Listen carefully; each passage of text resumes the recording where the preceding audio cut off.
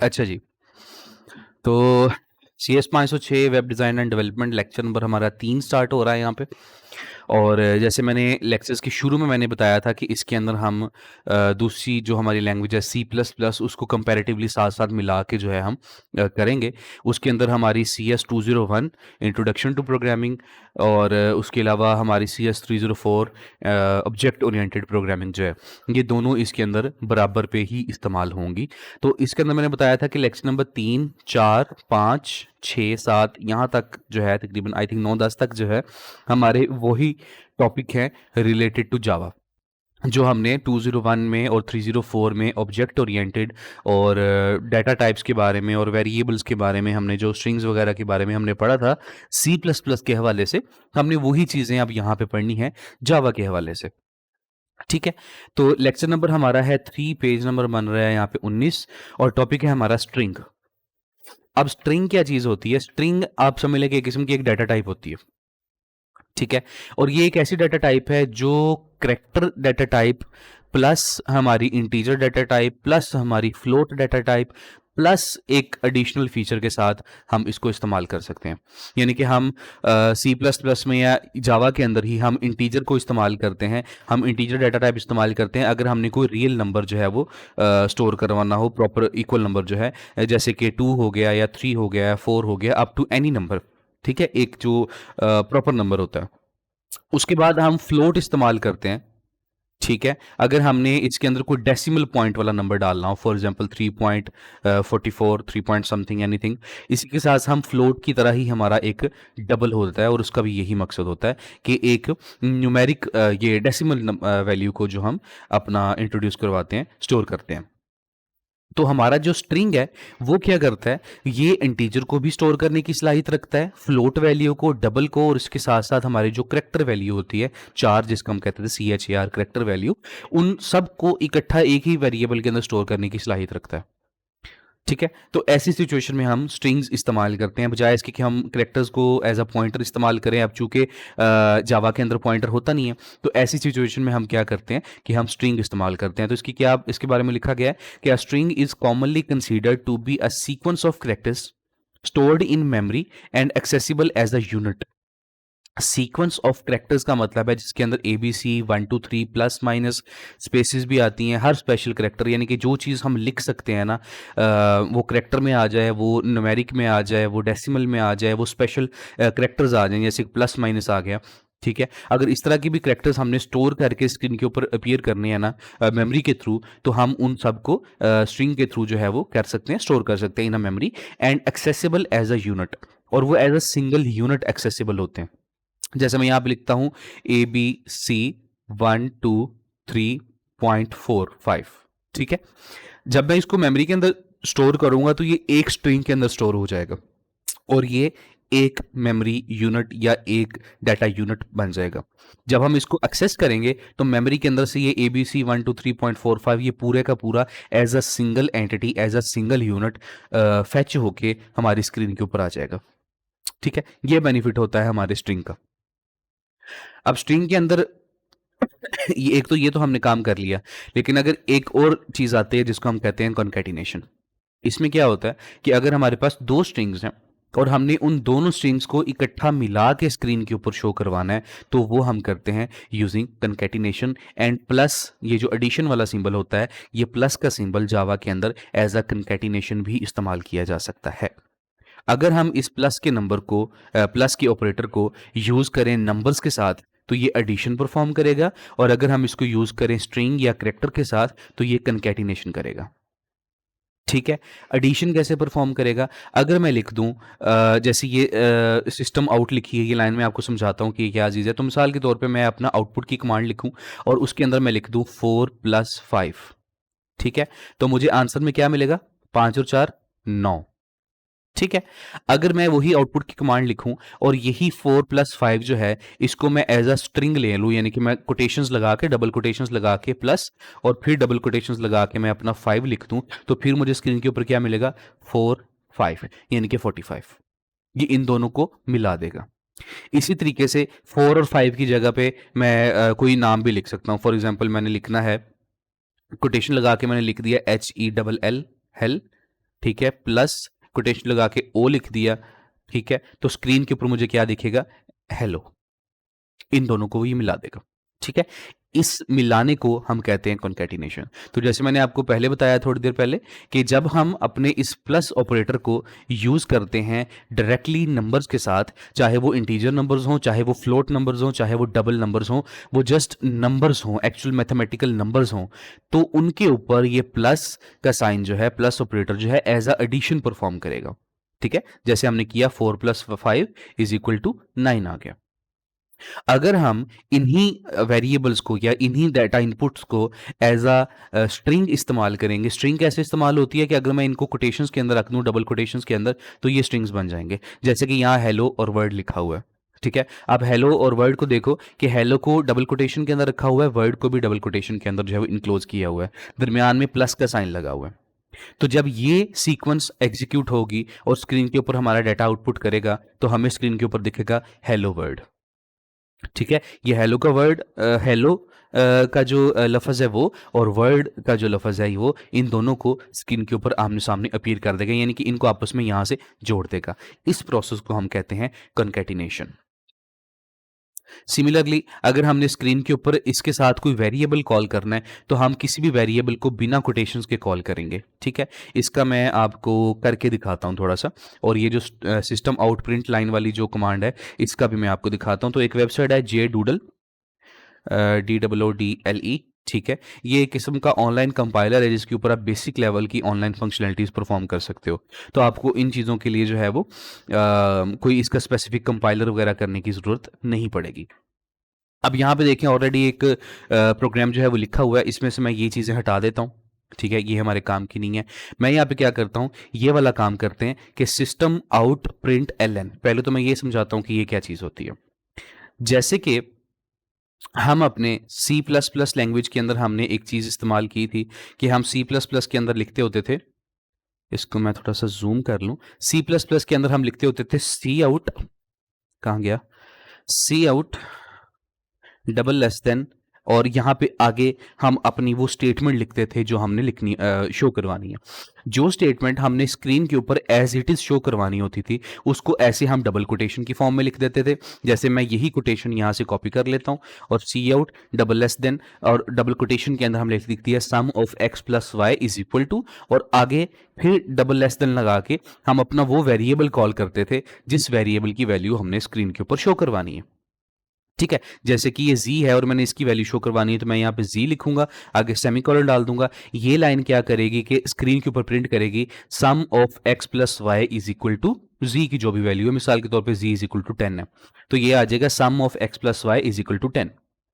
Same काम अगर हमने जावा के अंदर करना है, तो सी आउट यानी कि कंसोल आउट की जगह पे हम लिखते होते हैं सिस्टम, सिस्टम का एस कैपिटल आएगा। ये एक केस सेंसिटिव लैंग्वेज है और इसके अंदर स्मॉल और बड़े लेटर्स का जो है वो देखना पड़ता है, ठीक है। तो system dot out dot print, और एल एन का मतलब है लाइन, ठीक है। System dot out dot print LN, ये कमांड इस्तेमाल होगी सी आउट की जगह पे।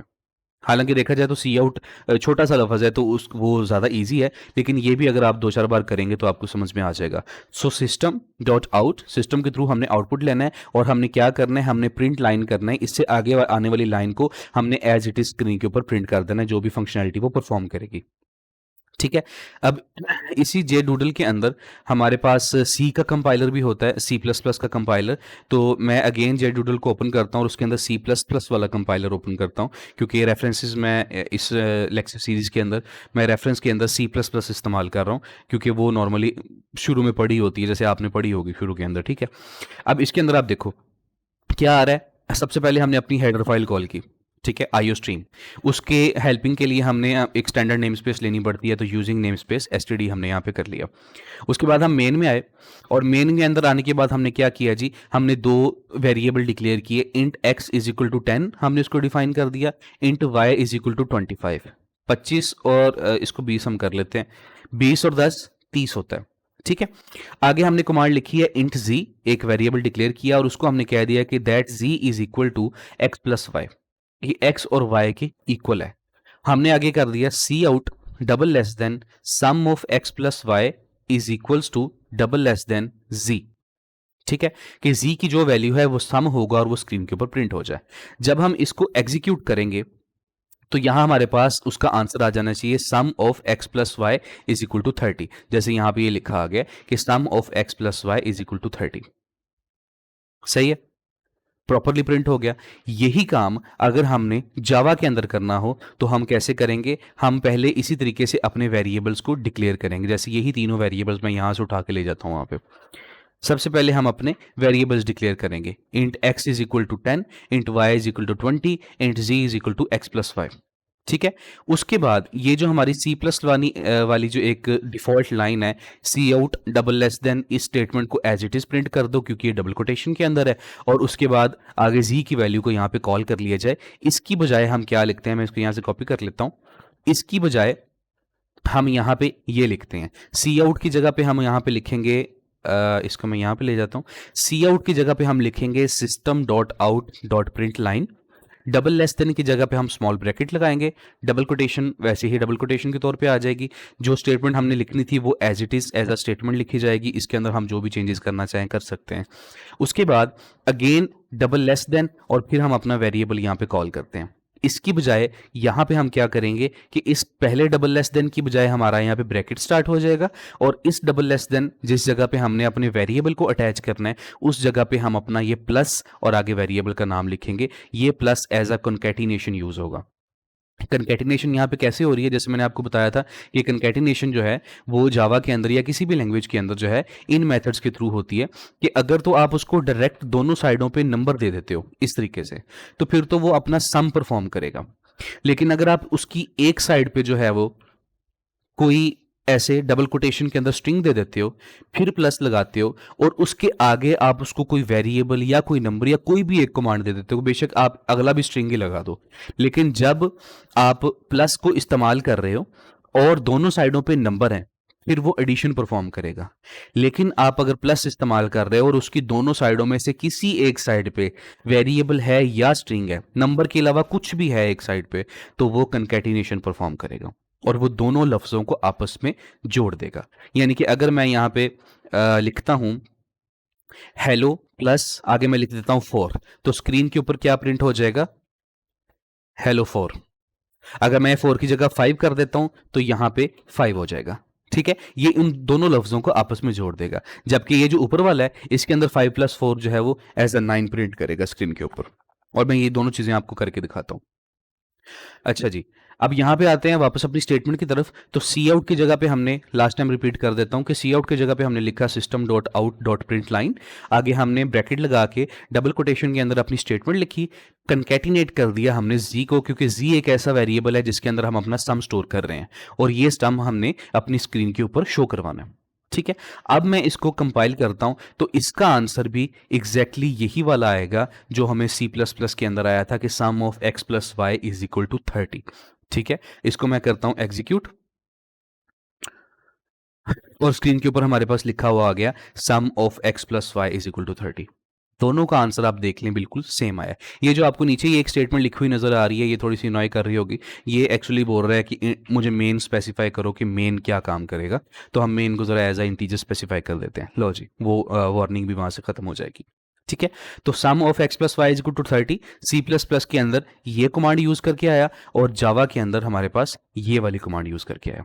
सो बेसिकली जावा के अंदर इनपुट आउटपुट के तौर पे जो हम सी प्लस प्लस में सी आउट यूज करते हैं, जावा के अंदर हम system dot out dot print line use करते हैं।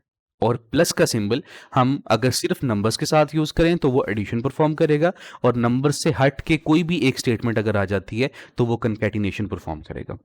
अब जैसे यहाँ पे इस लाइन ने यहाँ पे कंकैटिनेशन परफॉर्म की है, अगर हमने इसकी एडिशन परफॉर्म करवानी हो हम सेम लाइन यहाँ से कॉपी कर लेते हैं, यहाँ पे पेस्ट कर लेते हैं, इस तरफ से इस साइड से हम ये स्टेटमेंट हटा देते हैं। मैं यहाँ पे कोई नंबर लिख देता हूँ जैसे 4 है। ठीक है, आगे प्लस जी की जगह पे मैं यहाँ पे 5 लिख देता हूँ। 5 और 4 9, स्क्रीन के ऊपर 9 प्रिंट होना चाहिए। ठीक है, इसको एग्जीक्यूट करते हैं और देखते हैं कि 9 प्रिंट हो रहा है, ये नीचे 9 प्रिंट हो रहा है। ठीक है, यहां पे इसने क्या किया, यहां पे इसने एडिशन परफॉर्म की, यहां पे क्या कर रहा है, कंकैटिनेशन कर रहा है। अब इसी एडिशन को अगर हमने कॉन्कैटिनेशन में चेंज करना हो, उसके दो तरीके हैं। या तो ये कि आप इन दोनों वेरिएबल्स में से किसी एक इन दोनों नंबर्स में से किसी एक को वेरिएबल बना दो। जैसे हमारे पास x एक वेरिएबल है, अगर मैं x की वैल्यू को यहां पे कॉल कर लूं, मैं 5 की जगह पे x लिख दूं, ठीक है, एज अ वेरिएबल। चूंकि वो वेरिएबल है तो हमें कोटेशंस में नहीं लिखना पड़ेगा, हम उसको डायरेक्ट यहाँ पे कॉल करेंगे। तो ये 4 प्लस एक्स यानी कि 4 प्लस 10 इज इक्वल टू 14 आ जाएगा। तो 9 की जगह पे अब यहाँ पे 14 आ जाना चाहिए, ठीक है, बिना किसी एरर के। और देखते हैं आता है कि नहीं, आ गया। यहाँ पे 9 की जगह पे 14 आ गया। क्यों? क्योंकि ये कंकैटिनेट हुआ है। इसने क्या किया है बेसिकली कि उसको सॉरी, यहाँ पे बेसिकली उसने एडिशन ही परफॉर्म किया है। कैसे? यहाँ पे उसने उसको कंकैटिनेट नहीं किया, यहाँ पे उसने एडिशन परफॉर्म कर दी कि x एक वेरिएबल था, उसने x की वैल्यू को यहाँ पे रखा, ठीक है। यहाँ पे आप चीज ये थोड़ी सी समझने वाली है। जैसे यहाँ पे 4 प्लस 5 लिखा था तो उसने 9 कर दिया, ठीक है, दोनों नंबर्स को प्लस कर दिया। मैंने आपको क्या बोला था कि कंकैटिनेशन तब होती है जब हम नंबर से हट के कोई वैल्यू किसी एक जगह पे पास करते हैं। अब मैंने यहाँ पे एक वेरिएबल पास की है x, x की वैल्यू यहाँ पे 10 थी, तो बेसिकली यहाँ पे 10 आ गया, दोनों नंबर हो गए तो वहां पे 14 आ गया। अगर मेरे पास एक और वेरिएबल होता करेक्टर के अंदर, करेक्टर ए ले लेते हैं for example, is equal to, और इस करेक्टर के अंदर मैं स्टोर कर देता हूं फॉर एग्जांपल लेटर जी में स्टोर कर देता हूँ, ठीक है। आई थिंक मुझे यहाँ पे इसको कोटेशन देनी पड़ेगी, ये भी हम एरर भी निकाल के देखते हैं। और यहाँ पे मैं ए कॉल कर लेता हूँ। फर्स्ट ऑफ ऑल तो मुझे लग रहा है कि ये एरर देगा यहाँ पे, ठीक है, क्योंकि जी को सिंबल को मैंने डायरेक्टली कॉल कर दिया। इसको हमें एज आ ये देना चाहिए, ठीक है। अब देखते हैं यहाँ पे क्या आता है। 75, how how how how how how 75 नहीं आना चाहिए था यहाँ पे, यहाँ पे 75 नहीं आना चाहिए था, यहाँ पे जी एज इट इज आ जाना चाहिए था। जी को आई थिंक वो उसमें ले रहा है। नोप नोप नोप नोप, ऐसे समझ गए ना आप? समझ गए ना तरीका? चलो ये भी ठीक है, क्योंकि अब यहाँ पे देखो कि ये सम ऑफ एक्स प्लस वाई हमने डबल कोटेशन में लिखा है। जब हम एक वेरिएबल कॉल करेंगे तो वो भी डबल कोटेशन में ही डायरेक्टली यहाँ पे कॉल हो जाएगा। दूसरी चीज जो कंकैटिनेशन के अंदर हम करते होते हैं यहाँ पे, वो ये करते हैं कि बेसिकली जैसे x लिखा था तो x की जगह पे यहाँ पे 10 कॉल हो गया, तो इसको एज अ कंकैटिनेट करने के लिए हम क्या करेंगे कि यहाँ पे हम डायरेक्टली दोनों साइडों में से किसी एक साइड पे, चाहे तो दोनों साइडों पे दे दो, चाहो तो किसी एक साइड पे एक स्ट्रिंग की वैल्यू हमें पास करनी पड़ेगी, ठीक है। स्ट्रिंग की वैल्यू हम कैसे पास करेंगे? जैसे मैं इस 4 की जगह पे लिख देता हूं हेलो, ठीक है, तो मैं यहाँ पे लिख दूं डबल कोटेशन में हेलो, स्क्रीन के ऊपर प्रिंट हो जाएगा हेलो 10, ठीक है। क्यों? क्योंकि हेलो को एज इट इज प्रिंट कर देगा, 10 को उसके आगे जोड़ के साथ लगा के प्रिंट कर देगा। इस चीज को हम कंकैटिनेशन कहते हैं। इसके अंदर इसने क्या किया? इसने इसमें x प्लस वाई किया, x प्लस वाई में 20 जमा 10 करके 30 नंबर निकाल दिया, ठीक है, दोनों को आपस में जोड़ा। वो चूंकि दोनों नंबर थे वो आपस में जुड़ गए। ये दोनों नंबर नहीं है, ये आपस में जुड़ेंगे नहीं, तो ये एक दूसरे के साथ जुड़ के इकट्ठे वहां पे शो हो जाएंगे, ये मिक्स नहीं होंगे आपस में, ठीक है। ये होती है जी कंकैटिनेशन। अब यहाँ पे डिफरेंट एग्जांपल्स दी हुई हैं, पेज नंबर हमारा है 19, तो इसके ऊपर डिफरेंट एग्जांपल्स दी हुई हैं कि हम कंकैटिनेशन को जो है वो किस तरीके से शो करवा सकते हैं। ये कंकैटिनेशन नहीं है, ये यहाँ पे i प्लस जे डायरेक्टली दो वेरिएबल्स को कॉल किया गया है, तो चूंकि दोनों इंटीजर टाइप के हैं तो दोनों का सम आ जाएगा स्क्रीन के ऊपर, ठीक है। उसके बाद कंपेयरिंग स्ट्रिंग्स, एक ऐसा स्ट्रिंग जिसको हम इस्तेमाल करते हैं दो वैल्यूज को आपस में कंपेयर करने के लिए। जैसे सी प्लस प्लस में हम डबल इक्वल्स तो इस्तेमाल करते थे। जैसे हम लिखते होते थे कि if A double equals to B, कि अगर ए और बी आपस में बराबर हैं तो फिर फलां काम परफॉर्म किया जाए। तो इसके अंदर भी वेरिएबल्स को या वैल्यूज को आपस में कंपेयर करने के लिए डबल इक्वल्स टू का साइन ही इस्तेमाल किया जाता है, ठीक है। जैसे कि इसकी एग्जांपल के तौर पे अगर हम यहाँ पे यूज करें, हम ये वेरिएबल्स यहाँ से निकाल देते हैं, ये भी यहाँ से निकाल देते हैं। यहाँ पे मैं लिखता हूं इफ 5 डबल इक्वल्स 9, कि अगर 5 9 के बराबर है तो स्क्रीन के ऊपर जो है ये चीज प्रिंट की जाए। क्या प्रिंट किया जाए? ऐसे स्टेटमेंट इज ट्रू, ठीक है, ये लाइन स्क्रीन के ऊपर प्रिंट कर दे। अदरवाइज कुछ ना करें, हम एल्स वगैरह में नहीं जाते फिलहाल, अदरवाइज कुछ ना करें, ठीक है। तो अब अगर मैं इसको एग्जीक्यूट करता हूँ स्क्रीन के ऊपर कुछ भी नहीं आएगा, वो एरर दे देगा। एरर यहाँ पे क्यों दे रहा है? क्योंकि ये ऑनलाइन कंपाइलर है तो इसको प्रॉपरली वो सेंस नहीं कर पा रहा, चूंकि इसको पूरे प्रोग्राम के अंदर कुछ मिला नहीं, इसने हमें नीचे एक एरर पकड़ा दिया। रियल कंपाइलर जो है यहाँ पे कुछ भी शो नहीं करेगा, खाली हमारे पास स्क्रीन के ऊपर कुछ भी लिखा हुआ नजर नहीं आएगा। क्यों? क्योंकि उसको डॉक्यूमेंट में कुछ मिला ही नहीं है। अगर हम यहाँ पे कर देते हैं if 5 is equal to 5, then hopefully हमें स्क्रीन के ऊपर आ जाना चाहिए स्टेटमेंट इज ट्रू। अब ये एरर क्यों दे रहा है?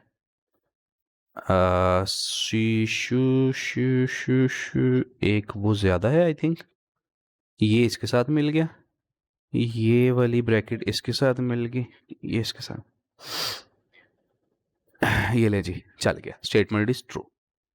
ठीक है, कि उसने बोला, वो यहां पे आया। अब ये जो होता है ना सी प्लस प्लस, उसके अंदर क्या होता है कि हम इस पूरे की जगह पे सिर्फ मेन लिखते हैं। जावा के अंदर मेन लिखने का ये तरीका है, सी शार्प के अंदर भी तकरीबन यही तरीका है। ठीक है, ये हम पूरी एक क्लास बनाते हैं, क्लास के अंदर मेन लिखते हैं। अब यहां से ब्रैकेट स्टार्ट हुई मेन की ब्रैकेट के अंदर मैंने पहली स्टेटमेंट दे दी कि भाई अगर 5 5 के बराबर है तो फिर ये वाली स्टेटमेंट को रन कर दे। और वो वाली स्टेटमेंट क्या थी कि भाई स्क्रीन के ऊपर प्रिंट कर दे स्टेटमेंट ट्रू है। अगर हम स्टेटमेंट ट्रू नहीं है तो फिर वो स्क्रीन के ऊपर कुछ भी प्रिंट नहीं करेगा। ठीक है, पहले ब्रैकेट का इशू था, यहाँ कुछ भी प्रिंट नहीं करेगा क्योंकि उसको कुछ मिला ही नहीं है प्रिंट करने के लिए।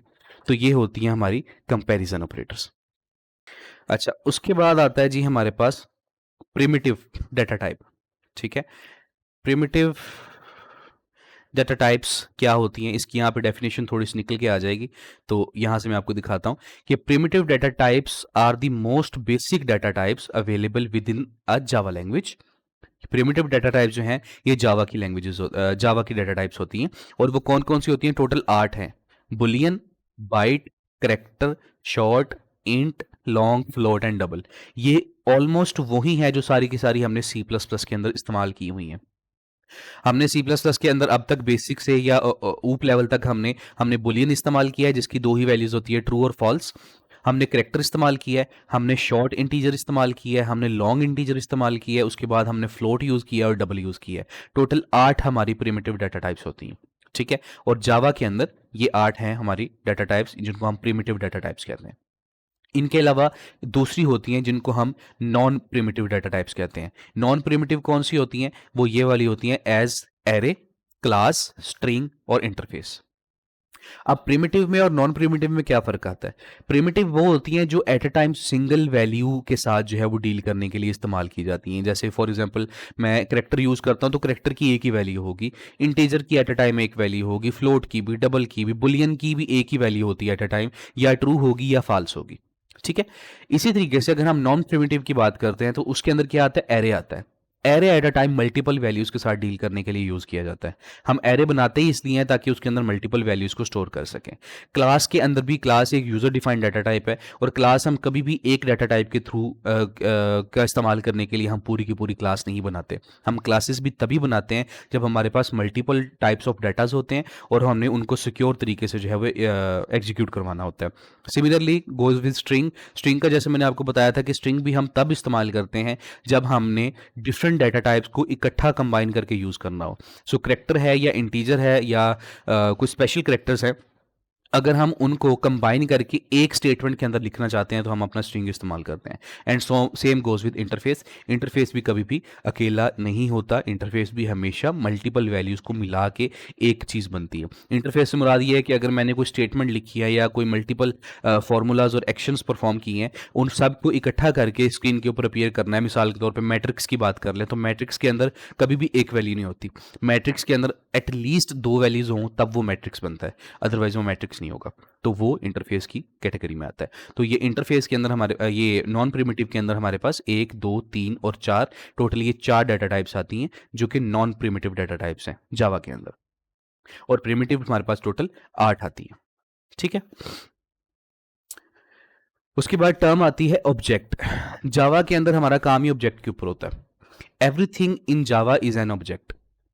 सब कुछ जावा के अंदर हमने जब भी कोई एक कंपोनेंट को दूसरे कंपोनेंट के साथ मिलाना है, ऑब्जेक्ट के थ्रू ही मिलाना है। एवरीथिंग ऑब्जेक्ट की बेसिस पे होती है। क्योंकि अगर आपको याद हो तो हमने एक सब्जेक्ट पढ़ा है CS304, उसकी सीरीज भी अवेलेबल है।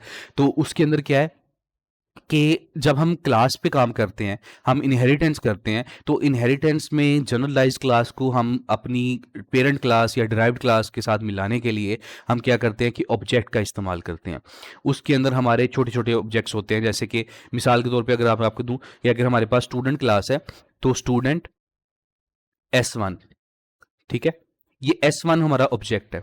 फिर हम आगे करते होते हैं S1 डॉट ऑपरेटर इस्तेमाल करते हैं और उसके थ्रू हम कोई ना कोई फंक्शन जो है वो एग्जीक्यूट करवाते हैं। For example S1 dot print, कि S1 के थ्रू हमने प्रिंट का फंक्शन एग्जीक्यूट करवाना है। ये S1 जो है ये हमारा ऑब्जेक्ट होता है। तो जावा के अंदर हम हर चीज़ जब ऐसे एग्जीक्यूशन देने के लिए बनाते हैं, वो सारे के सारे हमारे ऑब्जेक्ट होते हैं। So everything in Java is an object, as every class by default inherits from class object. जैसे मैंने आपको थोड़ी देर पहले बताया था कि जब हम सी प्लस प्लस के अंदर मेन पे आते हैं, तो हम जस्ट अपने ये हेडर फाइल्स कॉल करते हैं। उसके बाद हम डायरेक्टली अपना मेन फंक्शन लिखते हैं और उसके मेन के अंदर अपनी सारी स्टेटमेंट लिख देते हैं। जबकि जावा के अंदर हम डायरेक्टली मेन पे नहीं आते। हम जावा के अंदर सबसे पहले एक क्लास बनाते हैं, पब्लिक क्लास, क्लास का नेम दे दिया, ब्रैकेट लगाई, उसके अंदर हम अपना लिखते हैं पब्लिक स्टैटिक वॉइड मेन और उसकी स्ट्रिंग आर्ग्यूमेंट्स देते हैं। तो जावा के अंदर क्या होता है कि अनलाइक सी प्लस प्लस, जावा के अंदर हर प्रोग्राम क्लास के थ्रू ही एग्जीक्यूट किया जाता है। इसलिए जावा के अंदर हर कंपोनेंट जो भी हम बनाते हैं, एवरीथिंग इज एन ऑब्जेक्ट। क्योंकि ऑब्जेक्ट्स क्लासेस के अंदर होते हैं, हम सी प्लस प्लस के अंदर जब क्लास बनाएंगे तो क्लास के अंदर चीज़ें इस्तेमाल जितनी भी होंगी उनको कंबाइनिंगली हम ऑब्जेक्ट बोलेंगे। क्योंकि जावा के अंदर काम ही सारा क्लास के ऊपर होता है, तो इसलिए जावा के अंदर सब कुछ ऑब्जेक्ट होता है, except a few data types. कुछ डेटा टाइप्स के अलावा बाकी सब कुछ ऑब्जेक्ट होगा। तो ये जो हमारी प्रिमिटिव डेटा टाइप्स होती हैं, ये ऑब्जेक्ट का हिस्सा नहीं होती, ये सिंपल वैल्यूज़ को डील करने के लिए इस्तेमाल होती हैं। टोटल हमारे पास 8 डेटा टाइप्स थी, boolean, byte, character, short, int, float, long और डबल। टोटल हमारे पास ये 8 प्रिमिटिव डेटा टाइप्स आती हैं। इसके बाद सेम चैप्टर के अंदर ही टॉपिक नंबर 3.4 हमारे पास आता है स्टैक वर्सेस हीप। स्टैक का टॉपिक इससे पहले हमने पढ़ा हुआ है CS301 सब्जेक्ट के अंदर, डाटा स्ट्रक्चर्स के अंदर। क्योंकि स्टैक जो है वो एक डाटा स्ट्रक्चर है, हीप भी एक डाटा स्ट्रक्चर है, और इन दोनों का काम क्या होता है जी? डाटा को स्टोर करवाना एक डिफरेंट मेथड के थ्रू। अब स्टैक और हीप जो है वो डाटा स्ट्रक्चर के पॉइंट ऑफ व्यू से, मेमोरी एरियाज के पॉइंट ऑफ व्यू से बहुत इंपॉर्टेंट टॉपिक्स हैं। इनके अंदर क्या है कि हम स्टैक के अंदर डाटा को स्टोर करते हैं पर्टिकुलर रूल्स के अकॉर्डिंग, और पर्टिकुलर उन्हीं रूल्स के अकॉर्डिंग हम उस डाटा को स्क्रीन के ऊपर अपीयर करवा सकते हैं। जबकि हीप क्या होता है कि हम बेसिकली डाटा का एक ढेर लगा देते हैं और वहां से अपना डाटा फैच करना चाहें तो कर सकते हैं। ठीक है। अब इसके अंदर क्या है, अगर हम स्टैक और हीप की बात करें, तो स्टैक में क्या होगा कि सबसे पहले हमने मिसाल के तौर पे ये एक स्टैक बना हुआ है और ये एक वैल्यूज है। स्टैक के अंदर क्या होता है कि इनपुट भी एक साइड से होता है और आउटपुट भी उसी साइड से होता है। इसके अंदर अगर हमने एक डाटा लिखा वो सबसे नीचे चला जाएगा, डाटा का दूसरा ब्लॉक उसके ऊपर आएगा, डाटा का तीसरा ब्लॉक उसके ऊपर आएगा और चौथा ब्लॉक उसके ऊपर आएगा, इस तरीके से। लेकिन अगर आप हीप हीप के ऊपर बात करें, तो उसके अंदर क्या होता है कि ये जो डाटा का लेवल बना हुआ है, इसके अंदर वो लेवल नहीं होता, इन सब का लेवल सेम ही होगा। एक सिंगल ब्लॉक के अंदर ये सारा का सारा डाटा पड़ा होगा। तो जैसे इसके अंदर ये टोटल 4 ब्लॉक बन गए हैं, इसके अंदर कंबाइनिंगली हमारे पास एक ही ब्लॉक बनेगा जिसके अंदर सारा का सारा डाटा स्टोर किया जाएगा, और फिर इसी मेमोरी ब्लॉक के अंदर से पूरे डाटा को फेच किया जाएगा।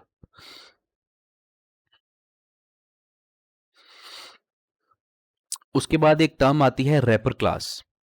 रैपर क्लास एक, जैसे ये वही टॉफी वाला रैपर होता है या बिस्किट का वाला रैपर होता है, कोई पैकिंग वाला रैपर होता है। इसमें क्या होता है कि अंदर हमारा एक रियल ऑब्जेक्ट होता है, अंदर हमारी चीज़ है। फॉर एग्जांपल ये कोई खाना है, ठीक है, ये जो मैंने बनाया हुआ है यहाँ पे, मिसाल के तौर पे ये चावल पड़े हुए हैं, और इसको हम एक टिफिन के अंदर या एक एक बॉक्स के अंदर, एक बर्तन के अंदर हम ऐसे डाल के और बर्तन को हम ऊपर से बंद कर देते हैं। ठीक है। अगर बर्तन की जगह आप शापर ले लें, यहाँ पे वो जो प्लास्टिक बैग होता है आप वो ले लें यहाँ पे, ठीक है। अब ये जो प्लास्टिक बैग है ये हमारा रैपर कहलाएगा। जैसे छोटी सी एक टॉफी होती है और उस टॉफी के ऊपर जो है इस तरीके से रैपर चढ़ा होता है, हम इस टॉफी के ऊपर वाले कागज को, ऊपर वाली पैकिंग को हम रैपर कहते हैं। क्यों? क्योंकि उसके अंदर हमारा रियल ऑब्जेक्ट पैक किया होता है। सिमिलरली यहाँ पे जावा के अंदर जो सबसे बाहर वाली सबसे मेन क्लास हमारी होती है, हम उसको रैपर क्लास कहते हैं। जैसे कि ये वाली है, ये हमारी रैपर क्लास है। क्योंकि अगर इसकी ये जो स्टार्टिंग ब्रैकेट है, अगर मैं इसके ऊपर क्लिक करूं तो आप देखें कि इस ब्रैकेट के साथ हमारी ये सबसे लास्ट वाली ब्रैकेट हाईलाइट हो जाती है। अगर मैं दोबारा इसको करूं यहाँ पे, और ये वाली, ठीक है? तो ये हमारी रैपर क्लास है क्योंकि इसके अंदर हमारा एक्चुअल प्रोग्राम इनक्लोज्ड है। तो ये हमारी रैपर क्लास कहलाएगी और बिना रैपर क्लास के जावा के प्रोग्राम एग्ज़ीक्यूट नहीं होते। अच्छा जी। उसके बाद जो ऊपर मैंने आपको टॉपिक बताया था कि कैसे हम इंटीजर्स को स्ट्रिंग के अंदर और स्ट्रिंग को इंटीजर्स के अंदर हम कन्वर्ट कर सकते हैं। अगर मैं एक नंबर लिखता हूँ 295 मिसाल के तौर पे, तो ये एक नंबर है। अगर इसी नंबर को मैं डबल कोटेशंस के अंदर क्लोज़ कर देता हूँ, तो अब ये हमारे पास एक स्ट्रिंग है। तो कोई भी चीज़ जावा के अंदर जो डबल कोटेशन के अंदर इनक्लोज़्ड होती है, वो स्ट्रिंग कहलाती है और वो एज़ इट इज़ स्क्रीन के ऊपर अपीयर होती है।